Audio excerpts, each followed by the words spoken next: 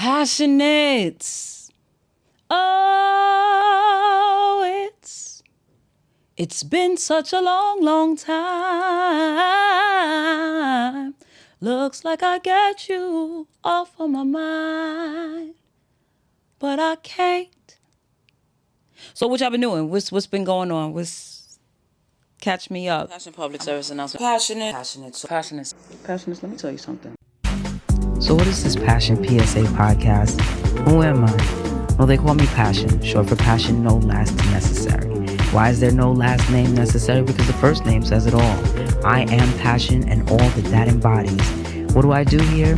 I give you the life coaching that you know you need, but don't enroll yourself in. When did I start? Actually, 2017. I'd leave a PSA on my Instagram regarding something I'd observed, and now we've evolved to this. Why do I do it? Why not? If even one person is able to take away one thing that changes their life, someone else's life, or changes the world for the better, then I've done what I was charged to do. So come on in, sit and listen for a while. There's something here for everyone at the Passion PSA podcast.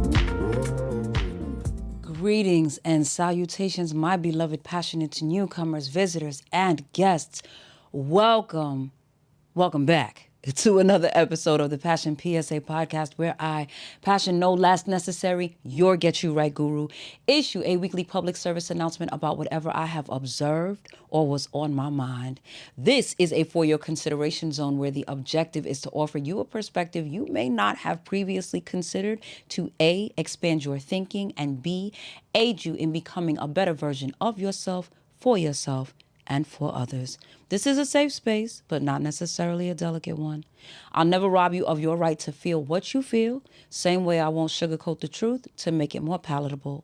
The goal is to get you to higher, more expanded thinking so you can operate as your highest and best self.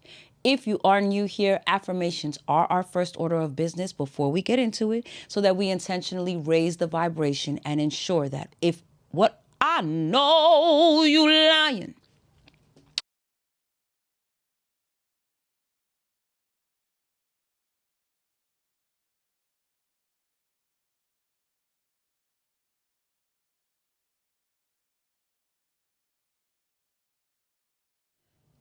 I trust myself to make sound decisions. My decision making improves daily. I move with the correct speed to get the best results. I understand that the obstacles are lessons. I understand that strategizing optimizes results. I am an excellent strategist. I am a conqueror. I am victorious. I am a champion. I am unstoppable. I stand in this belief. Ashe, ashe, ashe. So what y'all been doing? What's been going on? Catch me up. I'm gonna catch you up in a minute. Have you been well? Have you been applying the lessons that you have learned from previous episodes in my absence? I know I've been AWOL, but y'all know that when I get missing without notice, something is going on. So that said, let me bring you up to speed. If you watched the documentary and you made it to the PSA at the end, you know that I had to redo the same edits on the documentary 5 times before I finally was able to post it. What you don't know is that after I got it uploaded, I went to sleep while it was processing. Okay. I got up, and being that there had been so many trials and tribulations and so much stress involved with getting it completed, I didn't want to do an instant premiere or even a scheduled premiere without first reviewing it to ensure that everything was up to snuff. That was the best decision I could have made, y'all. Because guess what? While watching the playback, I noticed that video was missing, but the audio was there. Later on in the footage, I see that entire files are missing. I'm like, this can't be life. I went back to the file, which was fine when it was exported, to find out why the files had disappeared, because the timing of this could not have been any worse. I was out of town for a conference. I had things I needed to do before the networking event, which was that night. I had come into town early to participate in all kind of things that I inevitably had to forfeit because I was wrestling with this episode. All of that just to be right back where I was when the files first disappeared. The very first time I had to start the editing over. So while I should have been primping and prepping for the event ahead, I'm here trying to figure out, how do I rectify the situation? Some of y'all would say, well, I would have given up. Some would say, well, you should have just walked away for a little while. And my sis actually did say that, right? But that was after I was already all the way on the edge of the ledge and I was ready to just cancel everything and not go. So taking a break from something for a little while, returning to it with different energy, fresh eyes, that is sound advice. And if the episode wasn't already 2 weeks late at that point, it may have been advice that I would have not only given myself, but I would have happily taken. But there were so many factors in motion. Not only did the episode not go up, but nothing went up in its place. So from a new viewer perspective, it's a guessing game. Like, okay, well, did the season end? Are episodes always this sporadic? And then between me experimenting with different posting times and having technology battles, that inconsistency can be very off-putting for a newcomer, especially in the age of the diminished attention span. Additionally, an episode going up on a Wednesday and not a Tuesday, okay, right? It's not the end of the world, it's not great, but it's not like the prelude to the rapture. But 2 weeks? 2 weeks is crazy even for someone who been down since the get down was down. You feel me? Like, okay. Then to ice the cake, it was the same thing that happened with the last podcast. The last episode I did with my partner, the edits would not say for anything, right? That episode was over 2 hours long, all audio. A lot of ums, uhs, you knows, pregnant pauses, dead air. And I'm editing on a phone screen. Now, I'm not going to go through all of the specifics and the details because this isn't a tutorial, right? But you know when you're watching a video and it's just this waveform? Okay. Imagine that on a phone screen.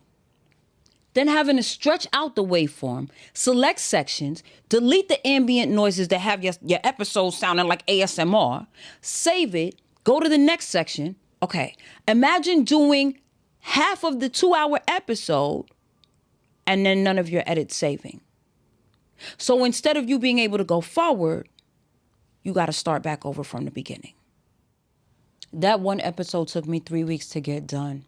I had a trip scheduled, and when my ride to the airport arrived, I literally had to unpack my bag, grab different luggage in order to bring my laptop with me to a whole other country. And instead of shenanigating, as was the plan, I had to stay up until daybreak working on that episode just to get it out.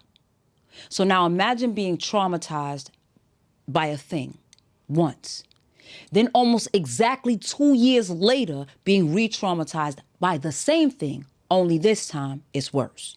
This time, files are disappearing for no reason, so it's not that the edits won't save. The edits are saving with holes. And the holes aren't easy to fill because your computer keeps sending everything back to the cloud. And then the cloud keeps trying to hold everything hostage. And the files that are disappearing, they're not isolated files. It's one 20-minute video, chopped up, placed exactly where you want it, but because those edits were done in the actual episode, every time the clips disappear, you have to re-edit the entire 20-minute video and then go from there. Was there an autosave? Allegedly, but I couldn't find it. Did I save the file before exiting? Beloved, I'll do you one better. I didn't exit. One of the times it erased, I literally turned my head from my computer to my iPad, turned back, and files were missing. How, Sway? Like, how was that even a thing? So at the point where I'd crossed the finish line, only to find that it had gone kablooey pow pow once again, the idea of walk away and come back was non-optional. I had come back and come back and come back, and I just couldn't come back anymore. Aside from not wanting to keep dealing with this one project, I was annoyed that not only was it late going up, but at what sacrifice. I was so determined to get it up and out on time that I was working on it around the clock. So when it didn't go up on the Tuesday it was supposed to, I kept working and kept working. So sleep was just reduced to just an idea, okay? I was taking naps and getting up to work on it. I rearranged my schedule. I called out from work. I was doing any and everything to deliver and still having nothing to deliver. So I needed to see it through or just quit this business altogether. So imagine doing a documentary about building a studio and then assembling the documentary causes you so much stress, you're ready to quit the business that caused you to build the studio in the first place. So since that wasn't an option, I had to keep going. How I was finally able to get it released was to trust my sis when she said, when she insisted that I show up to the networking event, and she reminded me there would be someone or some people there that is or are in IT, and that I would be able to find the help that I needed.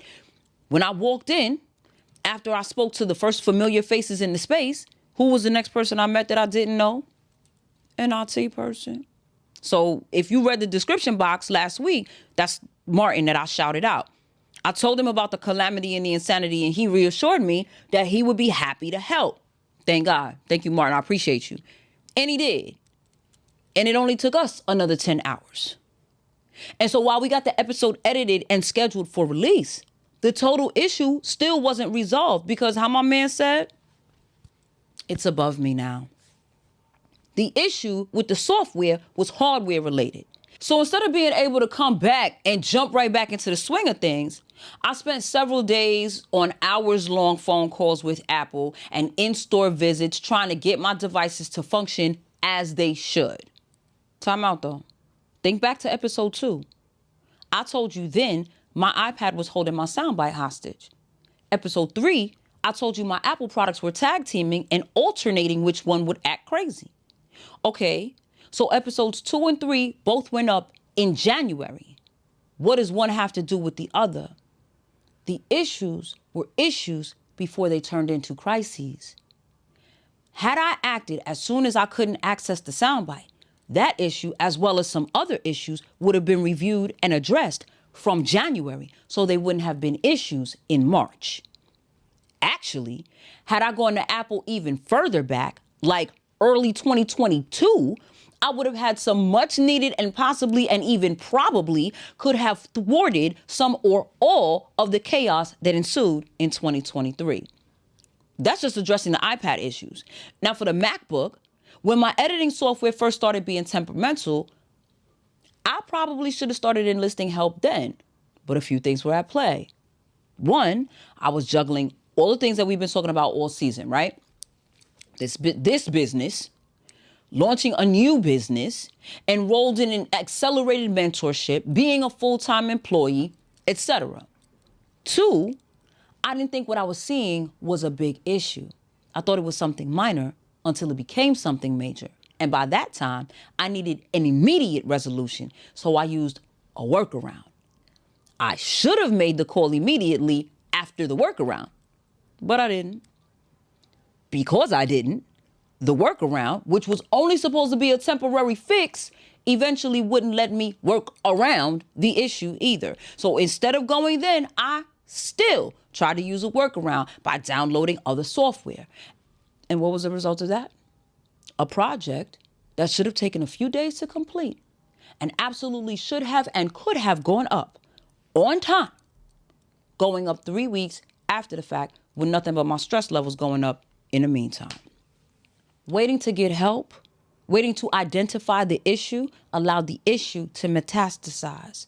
Dreading being separated from my device for a day or so didn't preclude me from being separated from my device. It not only delayed the separation, it delayed multiple other things in addition. Passion, what's the point of this long story?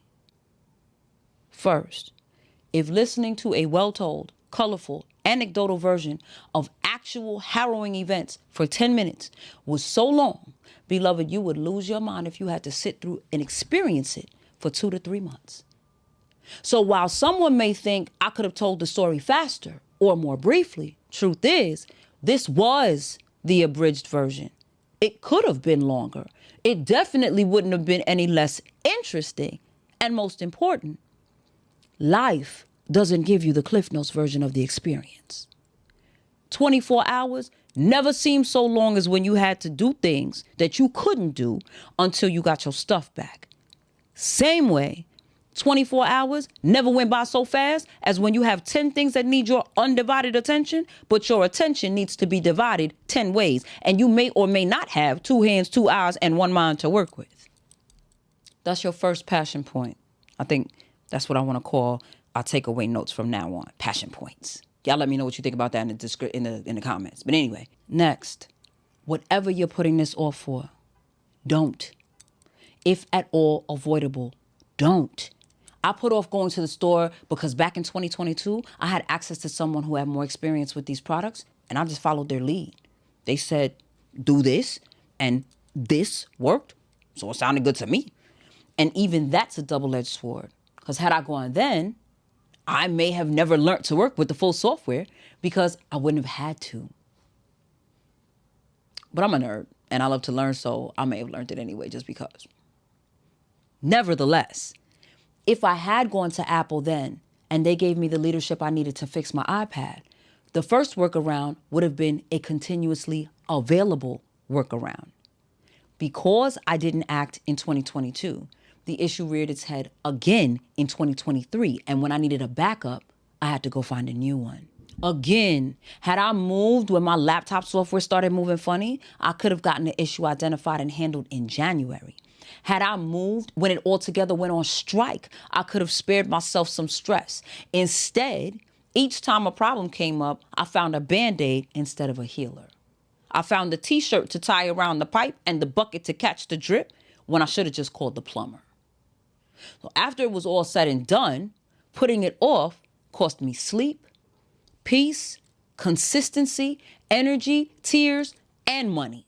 And that's entirely too much of an expense for something that, had I acted when I should have, probably would have cost me 40 minutes walking, round trip, and maybe a few hours at the Apple store, at best. You know the song, The Gambler, by Kenny Rogers? You gotta know when to hold 'em, know when to fold 'em, know when to walk away, and know when to run. This was that. Some of those kablooey pow pow moments when the files were disappearing were moments to walk away. Some of them were moments when I had to hold my cards even though the advice was to fold. And here's a sub point. Some of the best intended advice can be crushing, especially when your emotions are already running high. In the midst of this, right? And this is like around the first or second kablooey pow pow. Someone told me that I needed to turn editing over to someone else. Now, the intention behind it was just to say that these obstacles and roadblocks are slowing me down from starting some things and finishing others. Intuitively, I got that. It did not change the emotional impact. I knew they meant well. I knew the type of time they on. But in the moment it was delivered, it definitely felt like, give it up, sis, because you always running into these kinds of issues. You failing at this. Do something else.